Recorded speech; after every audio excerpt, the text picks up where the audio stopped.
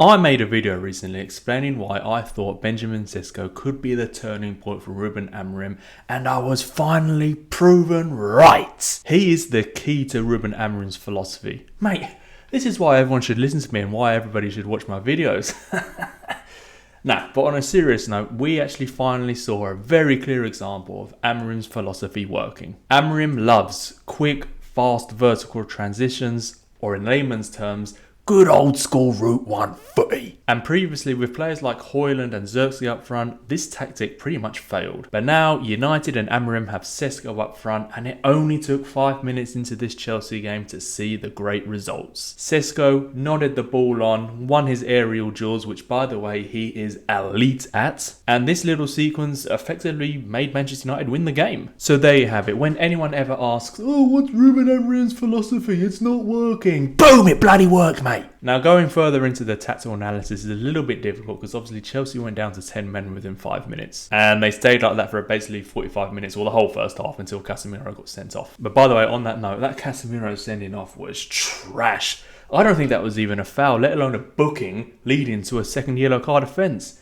Should have never been sent off, but it is what it is. Regardless, there are a lot of signs of things improving for Manchester United, but as well, still some reasons for concern. Firstly, we'll start with the good. United's pressing was great. And in fact, it was the reason why they scored the first goal. And the previously mentioned Sesko, he is crucial to this pressing system. He's an absolute physical beast and he can close down defenders really quickly with his long, powerful strides. All of the attacking play was direct and fluid, with this sequence showing Mbeumo's attacking movement specifically. And Mbeumo is a player that I feel needs highlighting a lot at this point, as I feel he's really come into his own in this role in this team. Although his returns haven't been great yet, he is a constant goal threat and pretty much everything good comes through him. Once Cunha's back and they're both firing on all cylinders, they are gonna be a problem. Next though, we are going to talk about the bad, and I need to highlight some of Amorim's choices for his substitutions. At half time, he took off Sesko, who on paper would have been the ideal man to have up front in a 10-man system. Fast, physical, strong, good in the air, capable of holding up the ball. What more do you want from your striker? This is further amplified by the fact that the pitch was extremely waterlogged after half time.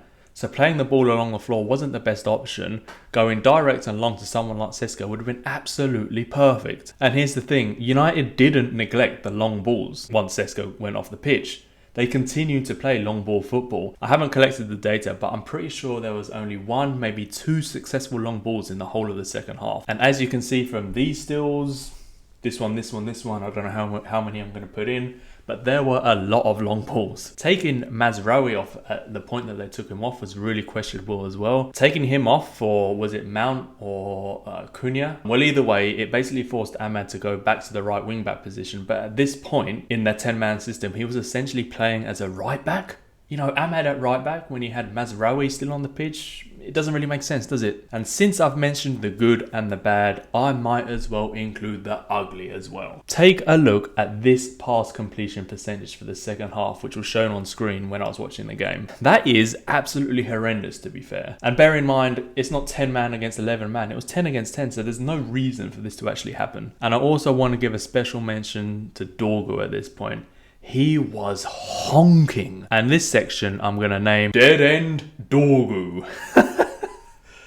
Because honestly, I made so many notes on this game to highlight key moments and everything. And each time I mentioned Dead End Dorgu, it must have been about 10 times. It seemed every time he got the ball, that would be the end of the Manchester United attack. And this is not the first game that it's happened. I really feel like Dead End Dorgu is the perfect nickname for him right now. It's so frustrating. And yeah, I understand he does officially have an assist statistic to his name, but at this point, honestly, stat wankers get out because he was terrible. And it's actually a huge issue for Manchester United at this point, because when you consider Sesko up front, he needs wide men to deliver him the ball, and when he got Dead End Dorgu on the left and Mazraoui on the right, nothing is getting to him. Something that I really want to point out, if they're not going to go through the wings and the wings aren't going to be successful, they really need to start getting Bruno into the half space so he can maybe deliver balls over the top of defences for Sesko to run onto or header on, because otherwise Sesko's going to start getting a lot of heat for not scoring. He is crucial to the team, the build-up play, like I said earlier, the long balls. But if he doesn't start scoring, everyone is going to start getting on his back.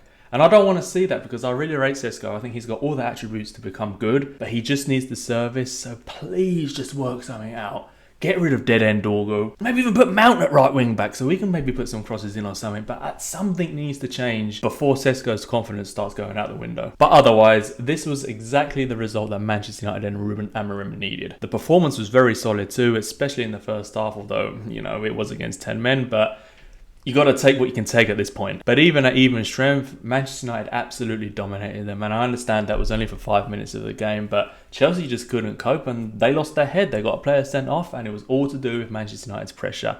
It was a great performance. So let me know if you noticed any other tactical successes or failures in this game. Write them in the comments. I want to hear all about them. Also, even if you hated the video, just give the video a like because Man United actually won, yeah? Cheers!